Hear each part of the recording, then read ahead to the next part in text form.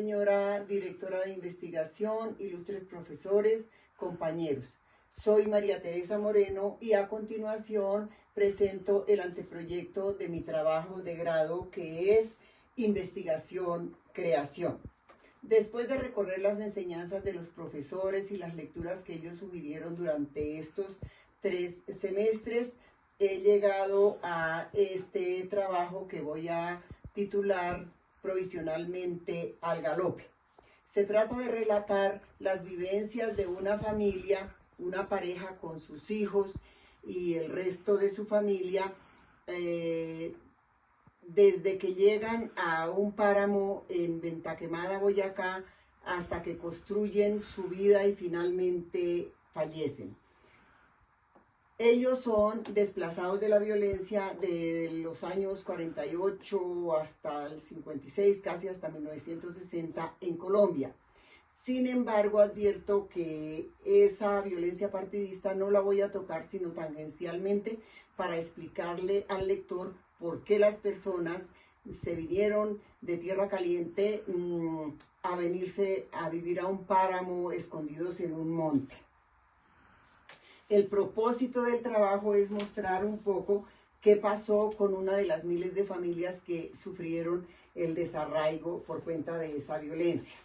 Los personajes están relatados con todas sus características subjetivas, gustos, educación, todo lo que tiene que ver con la personalidad de ellos está en una ficha que se llama Personajes, creada bajo la dirección del profesor Lucas Vargas en la clase de Diálogos de Literatura y Virtualidad 2. Pero anticipo que se trata de Luis Eduardo, un hombre que para la época en que se inicia esta aventura tenía 24 años, era contador pagador de la zona de carreteras, una empresa del nivel nacional que se ocupaba de diseñar y construir las carreteras entre Santander, Boyacá y Casanare, un poco para aterrizar en el Meta, otro poco en Cundinamarca. Bueno, Clotilde era una muchacha de 18 años también. Ella vivía en El Morro, que es un pueblo que queda entre Sogamoso y Yopal, que era la carretera para llegar del centro del país hacia el llano y viceversa. Vivía en un hato ganadero que se llamaba Campo Montiel.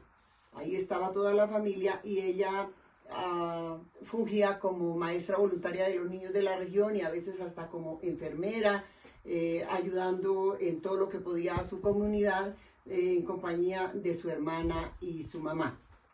Cuando vienen los bombardeos del gobierno conservador sobre los territorios liberales, Campo Montiel fue convertido en cenizas y tuvieron que salir huyendo 3 mujeres y 4 niños de esa casa. Los hombres estaban en la lucha armada, por supuesto ellos siguieron en su actividad y las mujeres tuvieron que huir hacia el interior. Ellas suben por el piedemonte llanero hasta llegar a un pueblo que se llama Labranza Grande. En ese pueblo son auxiliadas por algunos trabajadores de la zona de carreteras y finalmente llevadas a Sogamoso. Ahí Luis Eduardo los recibe a las 3 mujeres y los 4 niños y se va con ellos hacia Boyacá, a un pueblo que se llama Ventaquemada, y allá se meten entre el monte, literalmente se meten a vivir en el monte, en donde poco a poco van construyendo un rancho, luego ya una casita y poco a poco van progresando en la construcción de su nueva vida. Para protegerse ellos y proteger la vida de las personas que les ayudaron, ellos resuelven guardar silencio sobre su origen y su verdadera personalidad y su verdadera identidad. Y además también resuelven no hablar de su vida pasada para no ahondar en las heridas que les traen los recuerdos. Sin embargo, la nueva vida tampoco les permite o tampoco les impide, más bien dicho, recordar la vida pasada. Entonces es como una lucha entre la nueva identidad y aquella que ellos quieren proteger a toda costa sin olvidarse de sus orígenes. Para llegar a este trabajo he recorrido espacios interesantes, lecturas de teóricos y escritores, que la bibliografía está en el portafolio. De ese trasegar en todas esas lecturas y enseñanzas de los profesores, llegué a construir un mapa categorial con muchas frases grandes, había como muchas categorías, mucha ambición, digo yo, en ese mapa categorial que no se podía concretar para poderlo trabajar por ser tan vastos los temas. Entonces, finalmente con la ayuda de la directora de investigación, concluimos en que solamente son 2 categorías las que se van a enfrentar en mi trabajo y van a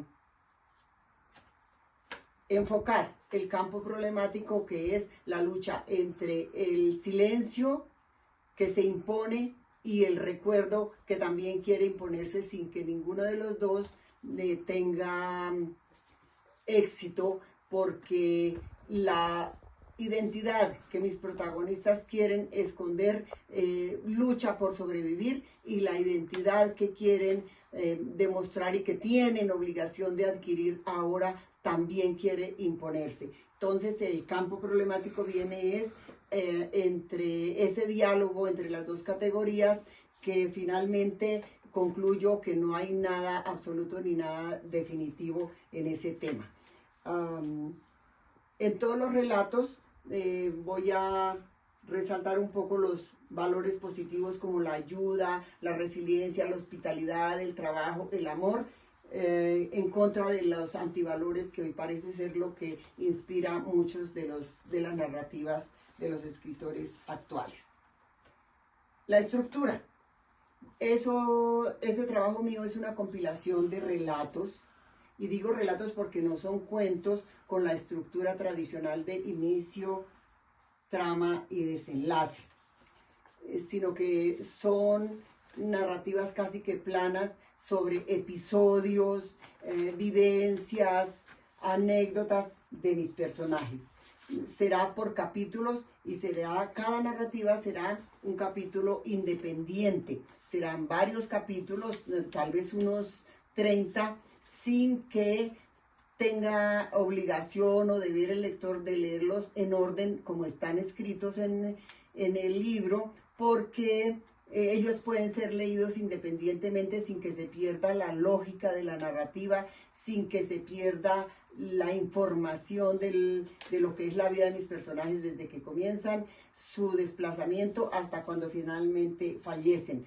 Los relatos, repito, pueden ser leídos independientemente, por eso no están numerados en capítulos. No será ese trabajo una historia lineal, sino que muchas veces será in media res, otras veces in extrema res. Nos encontraremos varias prolepsis y muchas analepsis también. Será un trabajo en donde se conjugue la ficción y la realidad. La realidad porque la mayoría de los temas, los personajes, por ejemplo, el 90% de los personajes son reales.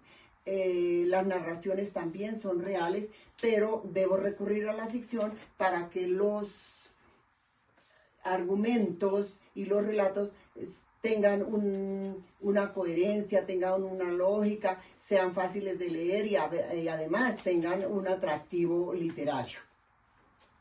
En ese sentido, mi obra será una muy especial autoficción, en donde habrá un pacto entre el lector y el narrador, en el que ellos se acuerdan que, si bien saben que no todo es real ni que todo es ficción, aceptan que es real para poder disfrutar de las lecturas. ¿Por qué digo que es una especial autoficción? Porque los formatos textuales son sui generis, o más bien alternativos, porque tendré narraciones en prosa, sin que sean novelas ni cuentos, como ya lo dije antes. Tampoco será una obra epistolar, aun cuando tiene cartas, ni tampoco será un poemario, porque va a tener poemas. Muchos de los relatos comienzan narrando una anécdota en donde alguno de los protagonistas escribe una carta que es un poema en sí mismo. La narración será en tercera persona con un narrador omnisciente, y finalmente todo ese trabajo va a concluir en el propósito de mi trabajo, que es la demostración de qué pasó con esas, de las muchas familias que sufrieron el desarraigo por cuenta de esa violencia y de las cuales muy poco se ha ocupado la literatura, pues se ha escrito qué pasó, por qué se desató la guerra, por cómo se llegaron a la pacificación, etcétera, pero no se ha dicho qué pasó con las familias que sobrevivieron. Hoy día las familias de los presados tienen alguna visibilidad, tienen alguna ayuda, tienen algún apoyo, pero muy poco se ha dicho de aquellas familias que tuvieron que huir de sus propiedades, de sus familias, de sus vidas para salvarse ellos y por lo menos sobrevivir. Muchas gracias, profesores, por la atención. Estoy presta a cualquier explicación, cualquier adición.